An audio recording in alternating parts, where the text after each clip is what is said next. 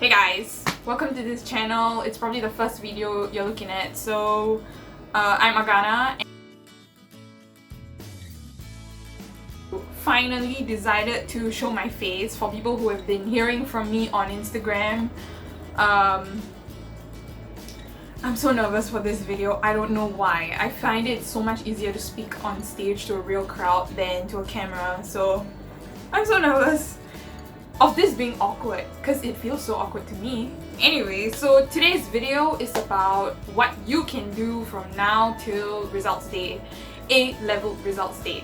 Okay, so many of you guys, I'm assuming, clicked on this because you don't know what you're doing and you don't know what you want to take up in university. If you're like super lame and like J1 or low, like lesser, younger is the one. If you're J1 and younger and you clicked on this video, I feel like click off. You don't need to see this right now. This is mainly for the J2s who graduated last year and results day is in Feb, right? And you're probably wondering what you're supposed to do. Because honestly, when I was J2 going on J3, waiting for my results, I didn't have a clue what I want to do in university too.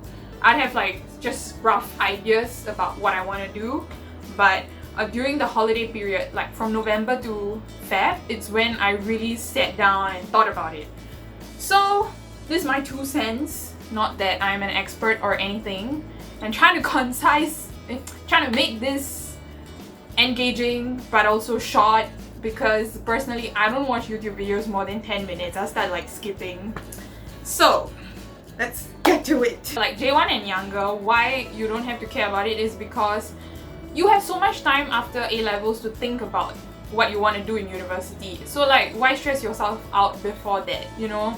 Just think about it when it matters the most, and especially if you don't know what you want to do, you don't know what your interests are, it's fine, like chill. Just go through uni, go through JC, do the best you can, and then try your best, and then maybe along the way you will discover something. Like, don't be like, oh my god, I'm going to J1 and I have no clue what I want to do, because I was slightly afraid of that, but I procrastinate, so I just like procrastinate thinking about it too. So after A-levels is the best time to think about this weird stuff. Yeah, so if you're J1 and younger, you can click off. Honestly, if you're J2 this year and younger, click off. Say goodbye to this video. Bye! So, anyway, just my random tips. I mean, I tend to ramble a lot. I probably already have rambled so much right now, but I'm just gonna try. First videos are meant to be bad, so just be as bad as you can on your first video. Okay, so I think it's super normal to not know what you want at this stage, because personally I didn't. Like, I just have like random interests. I'll be like, I think coding is cool, I think I don't know, psychology is cool, but do I want to do it for a career? Do I want to do it for my university? I don't know. And honestly, I wasn't bothered enough to find out about it earlier, so I used my like few months. Okay, that is so ambitious. I did not spend every waking moment of my 3 months after A-levels thinking about what I want to do. Honestly, I only did it like a few weeks before results came out. Hence, I'm making this video now to help you out if you still have no clue. I think it's more important, like, especially if you don't know what you want, right? The most important thing firstly is to find out what you don't like. Because a lot of times you don't know what you want, and that's fine, but you may know what you don't want.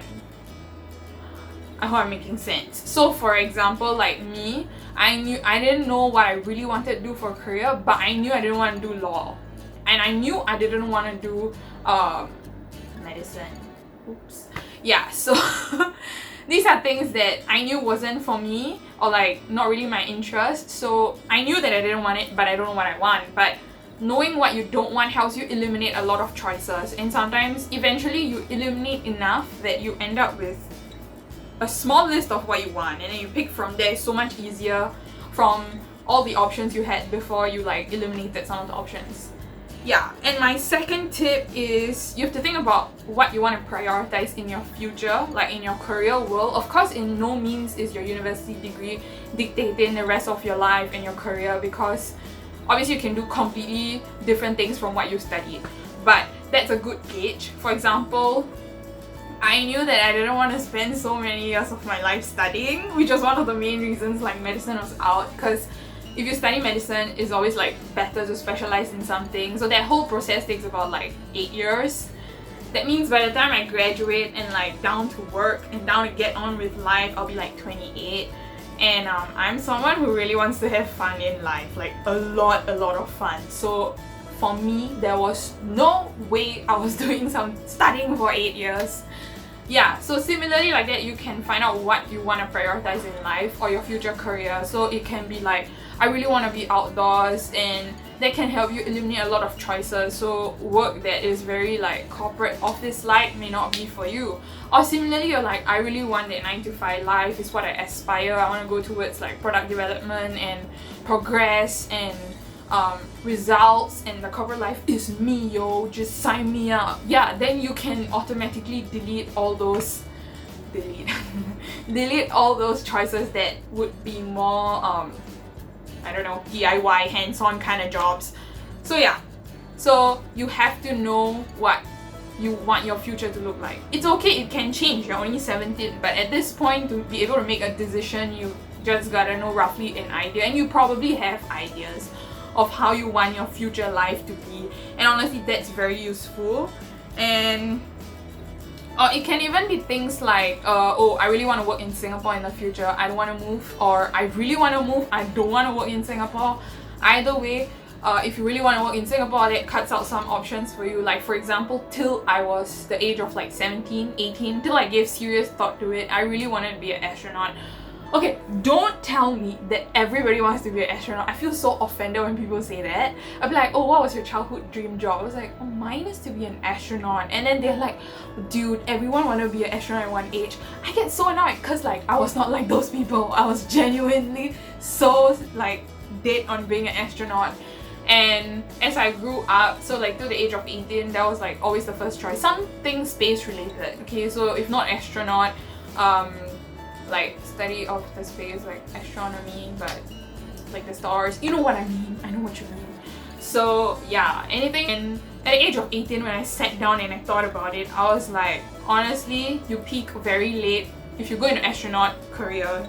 Shit, that's not the word.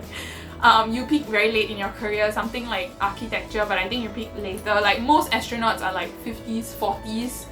And I'm not saying that your rest of your life becomes a standstill and like, no, of course not, but it's definitely more career driven. Like until you make that milestone, it's gonna be a race. And I was like, I don't necessarily want to be involved in that, and that's fine.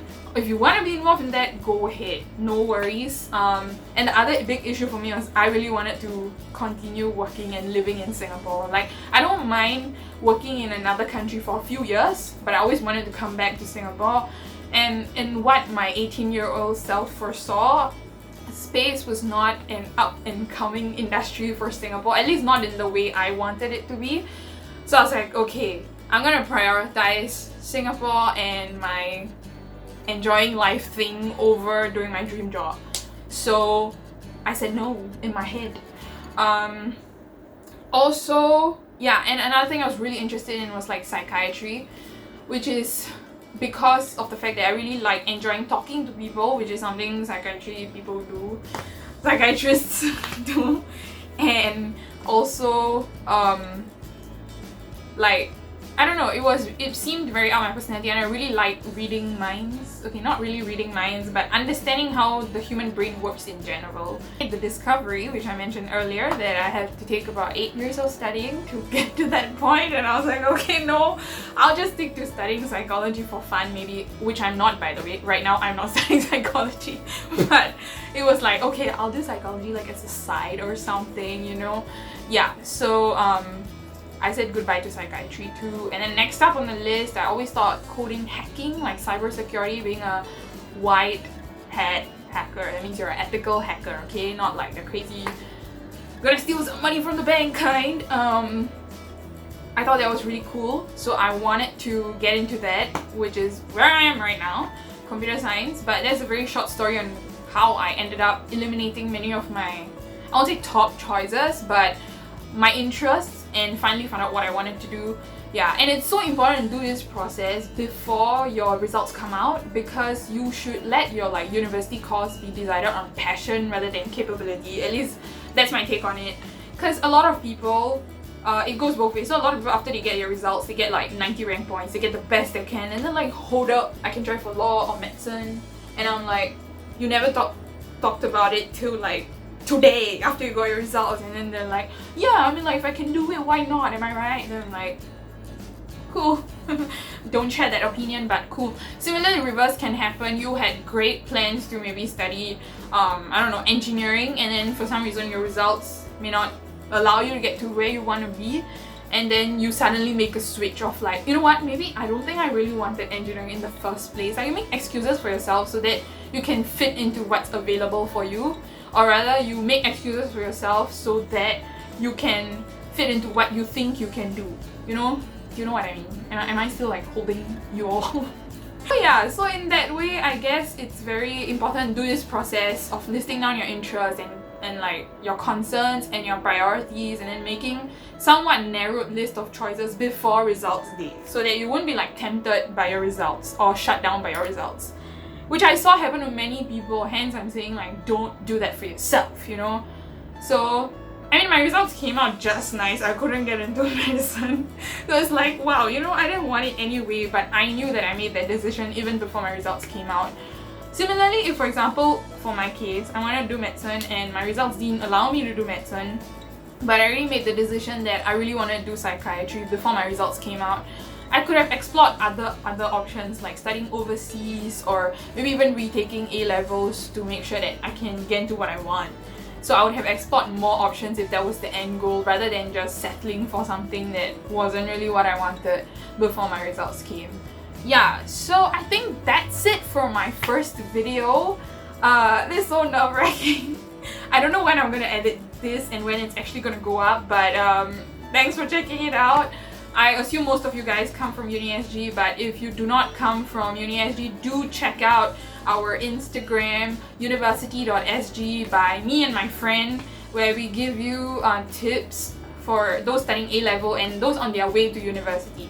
Give you tips and, I don't know, tricks and maybe like personal experiences of what we did through our journey. Yeah, please show this video some love, or like comment down below what other things you want me to talk about, what other things you want to see on this channel, because I have no clue. I mean, I have some ideas, but obviously I would like to help people out there with any concerns they have. Thanks for watching, and maybe when I have more budget in the future, I'll use a proper mic. Yeah, I was supposed to use this umbrella in the video, but I totally forgot and I filmed the whole video. So we are not going to film this again with the mic. Right now you get the mic. That's it. So thank you for watching. That's a wrap. See you on the next video. Bye. So my legs went down.